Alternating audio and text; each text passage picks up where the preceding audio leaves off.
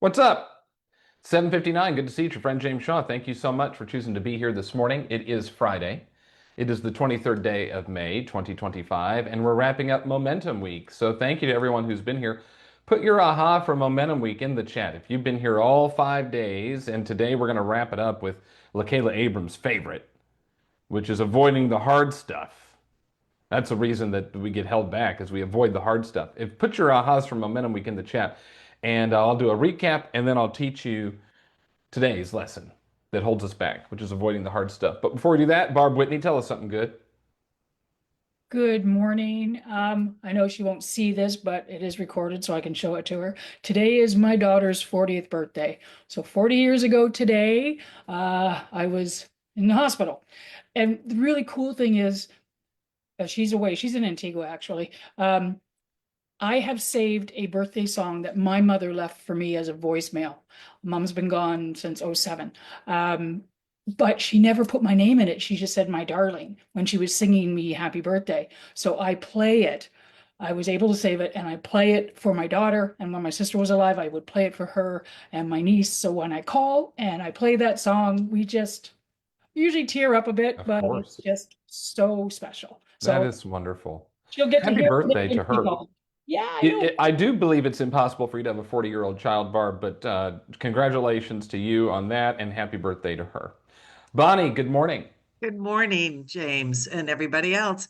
So I'm very excited because I just launched my podcast, and I'm very excited about it because it's about you, everybody, whatever the challenges are that you've been through, not necessarily just about real estate. So it's called Your Gritology, and it's all about grit. And it's been a lot of fun. I just did chapter 3, episode 3. And I have no idea why that's ringing. Sorry. And anyway, so I'm very excited about it. So please go and listen. Yeah, let's go find it wherever podcasts are found. Frank, And James, this one is for you. I was watching last night. There's a show called House of Watt, and on there in Safety Harbor, they talked about the whimsical place in mhm, Safety Harbor. Are yeah. you familiar with that? Oh, yeah. The bowling ball house. Yeah, they have a lot of that. They have all kinds of stuff. It's really, really artistic, really, really interesting. Yeah, Safety Harbor is a pretty cool town, pretty artsy. Thanks, Frank. All right, Kathleen, you get the last one. Good morning. Good morning, James. I have to say and admit this to you, James, that I've become a lover of baseball. So, lesson last night, going to the Tigers game, they did not win, sat in the rain, and I was actually sitting there talking to my real estate friend that kind of like this week, like don't get stuck and overthink. Keep going. What you say no to is the yes. And I thought about the game last night. The Tigers have been on a streak. I think they've won 32, and I think now they've lost 17. And I was talking to the conditioning coach after the game because he's my client, and he said to me, "It's just another day. Tomorrow's a whole new day, and we'll be back at it." And it just resonated with me from everything that we've talked about this week. That's how baseball is. Baseball is a great example in all of the stuff that we teach. Thanks, Kathleen. Be well. Good luck to your Tigers. All right, so let's get after it today. We're wrapping up Momentum Week, and it's been a great week. What I was thinking about over the weekend was why is it that we might get some momentum and move towards something and then boom, all of a sudden fall off? And I think we fall off because of 5 issues that we face. And over the last 5 days, we've covered the 5 issues. Monday, we did overthinking everything and instead said, hey, instead of overthinking something, just decide and then do and make it a small step, but choose to move quickly. That was Monday. On Tuesday, we talked about waiting until we feel ready. And we talked about how action comes before confidence, and we build our confidence as we take action, and that we mistake nervousness for unpreparedness. And so we talked about, just take some imperfect action. On Wednesday was the most popular. That was saying yes to everything. And that, we decided if it's not a hell yes, then it's a no, and that we need, space in our world and our calendar in order for us to generate momentum. Yesterday, we talked about perfectionism, and we introduced the 80% rule, that if you're 80% ready, then you're ready. You might as well get after it. And so today we're wrapping up Momentum Week with this last one that I think is a stopper for us. And it's probably the most common thing that holds people back on this call, which is avoiding the hard stuff. We know what we have to do, and sometimes we don't like it. I should even say it's not necessarily hard, it's just not fun. And we often confuse difficulty with enjoyment. We think that because something isn't fun, it is therefore hard. When the truth is, everything that we usually think is hard is actually something that's pretty simple because you've done it before. You've called people, you've talked to people, you've knocked on doors before, you've done all of those things. But maybe you haven't done it consistently in a way to drive business. So we confuse difficulty with an enjoyment. But what I would say is instead of avoiding the hard stuff, just commit to doing one hard thing before noon. See, you can be busy but not productive. And the stuff you avoid, like your lead follow-up or your lead gen or that really tough conversation you need to have with a seller about price, is actually the stuff that gets things moving. But when we avoid it, we do it usually as self-protection. We want to feel better about what's going on in our world. But the truth is that if you desire to build momentum, momentum is built through discomfort. That when we get uncomfortable and do those things that are tough, we create momentum and eventually become comfortable doing them. So this idea of one hard thing before noon allows you to build a habit and front load your day with the most important work and make the decision that you're going to be disciplined before you are distracted. Be disciplined before you are distracted. So think about a task that you've been avoiding. In fact, put it in the chat. What is a task that's a hard thing that you've been avoiding? Put it in the chat. And what would change if that was the first thing you completed once we were done with this call?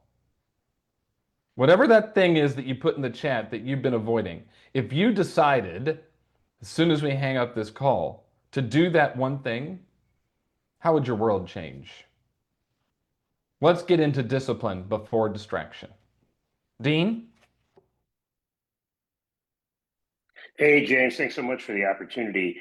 Over the years, I've always learned from my father so many years ago, is you got to do the hardest thing first. Hardest thing for many of us is lead gen. And that, in the olden days, we used to have these phones with receivers and curly cute cords, and that receiver weighed about 74 pounds. Once you do it, think how you're going to feel once you get to it. Now, yes, you might get some rejection. You're not going to get every single appointment you want, but you'll get it done. You'll get some forward momentum. Focus on the outcome. I call it an LFT, you're looking forward to. Which got from a mentor many years ago. Look forward to the feeling you're going to have when you do the hard stuff, and you'll get through the hard stuff. So thanks for letting me share that. Thank you, Dean. Brittany, good morning in Orlando. Good morning. So me, it's a little bit different, but I have to work with my neuro sparkly brain. For me, the hardest thing after this call is getting into the car to go to the gym, because if I don't have the endorphins from the gym, then I can't even like talk right. Like I'm just not okay. So I go to the gym, and that's where I start my lead gen technically. And I make sure that like I'm good. Like I turn my phone off. It is super heavy. Like my husband can't even get through half the time, because I need to focus there so that I can then go and focus on my clients and focus better on what I need to do for the rest of the day. But I also try now to write my to-do list on this call. So I body double with you guys, write my list on this call, go to the gym, come home, change, and then I'm good to go. And then like the rest of the day, it's a huge snowball effect, and I love it. So for anybody that does need to do that first, it's okay. Yeah, it sure is. You have to decide what that thing is you've got to do. Araceli, you're next. Good morning. Good morning. One of the people that I've been listening to, and he is becoming my best friend, is Brad Stolberg. I love him.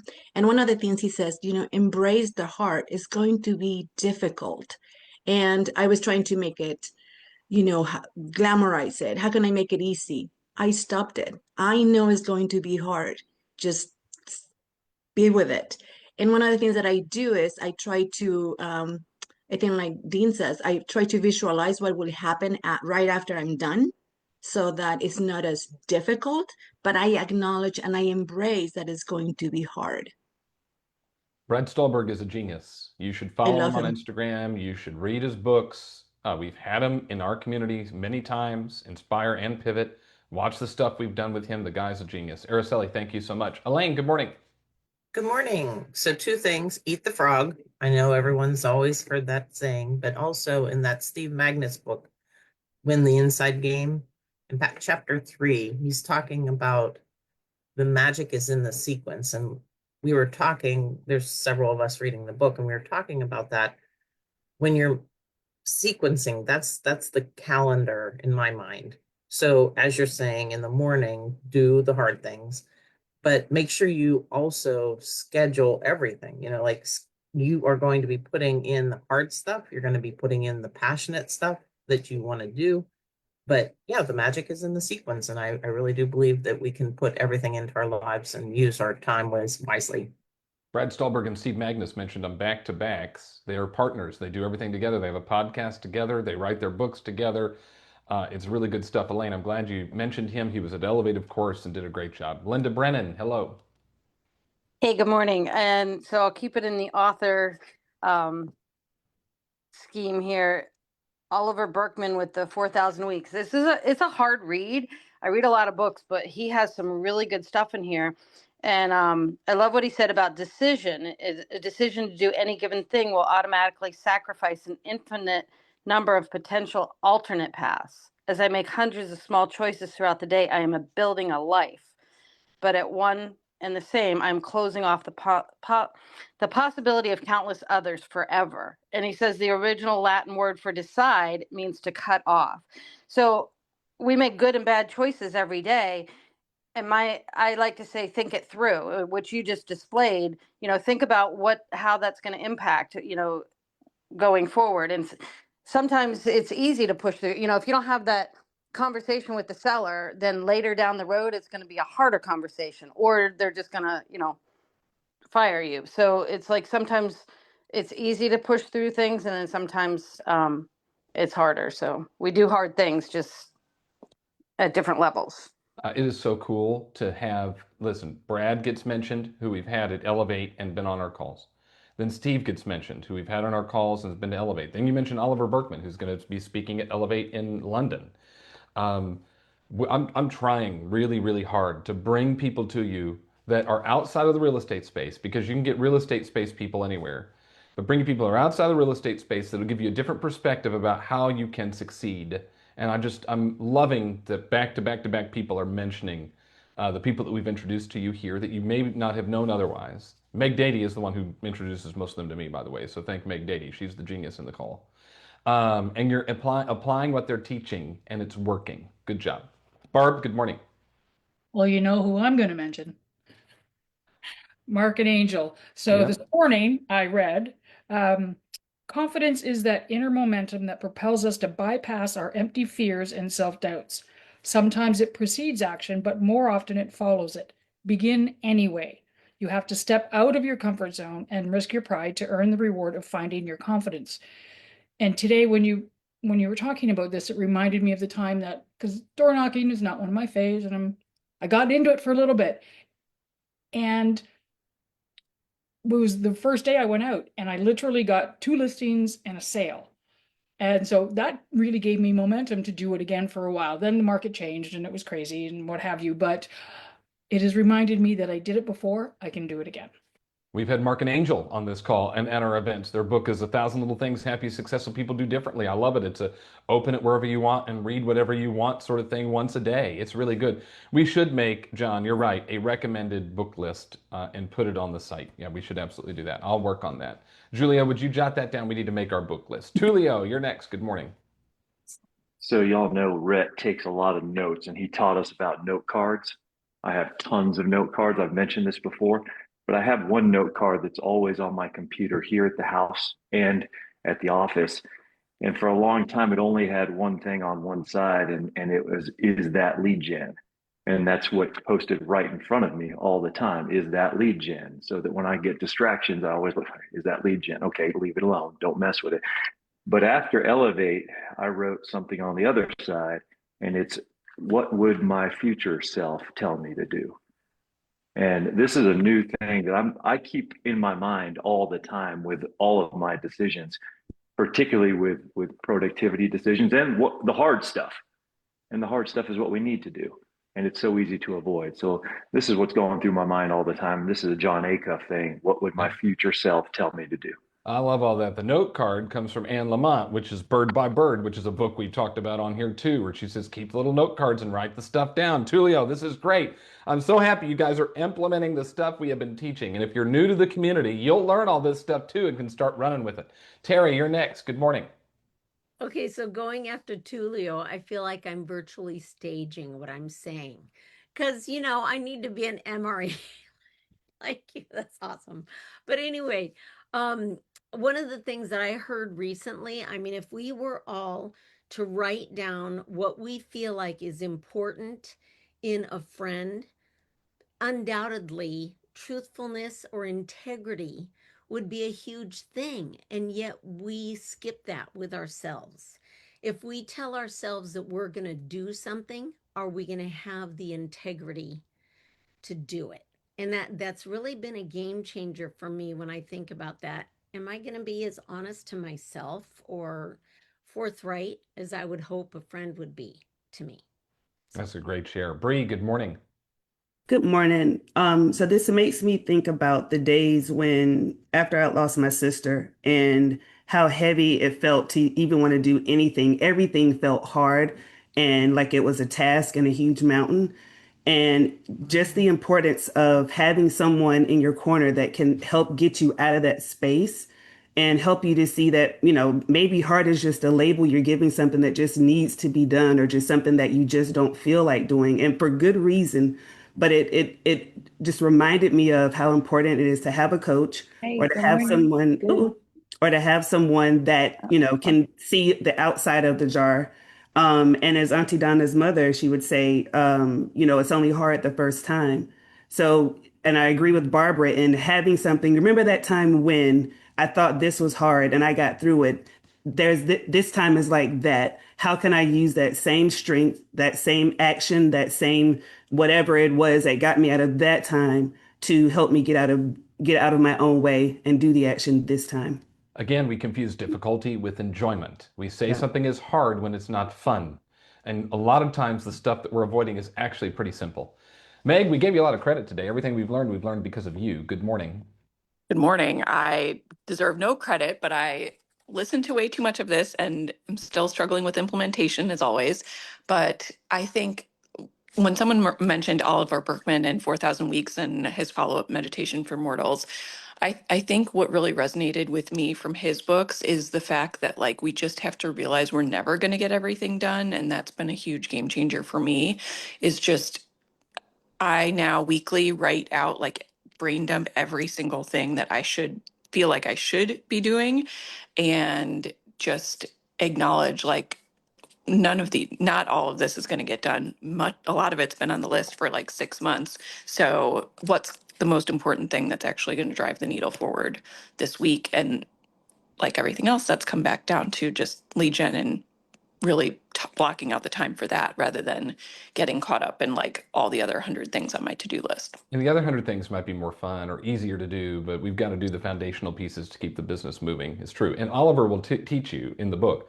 The list is infinite. We could put everything and anything on that list. It's infinite. We've got to have clarity about what's important. John, you get the last word. We haven't heard from you this week. Good morning. Good morning. Well, we used to have a saying in the military, embrace the suck. And you just put it very well, James, when you said that things that are unpleasant aren't necessarily hard. They just suck to do. So one of the things I learned from this group was just set a timer for the things that it's like, oh, I really got to get this done, but I'm finding different procrastination methods to not do it. So I set a timer, 20 minutes. Like I could do anything for 20 minutes. Yep. So yeah. And if 20 minutes is too long, you can do anything for 10. Yeah, exactly. And then you can grow it to 15 and then grow it to 20 and all that. John, thank you. And thank you for your service as well. All right, that's it for this week. I hope you enjoyed Momentum Week. If you missed any of it, we have the replays for all 5 calls are on my YouTube channel. So youtube.com/@JamesDShaw. We'll have it in Sunday's newsletter that we'll send you as well. So you'll be able to watch that. We do not have a call Monday, Memorial Day on Monday. Listen, I encourage this. We learned it from Jordan through Jenny, which is 137, right? One non-real estate day a week, one 3-day break a month, and one 7-day break a quarter. Every month gives you, usually, most months give you a 3-day break, and you have one of them right here, and I encourage you to use it. Just use this time to just pause and rest and enjoy your family and honor those that we need to honor this weekend, and then come back at it on Tuesday. We'll be back on Tuesday, back and better than ever. Have a great weekend. Thank you for being here. You got your inspiration. Go put in the perspiration. We'll see you Tuesday. Bye-bye. Thank you, Jane. Bye, everybody.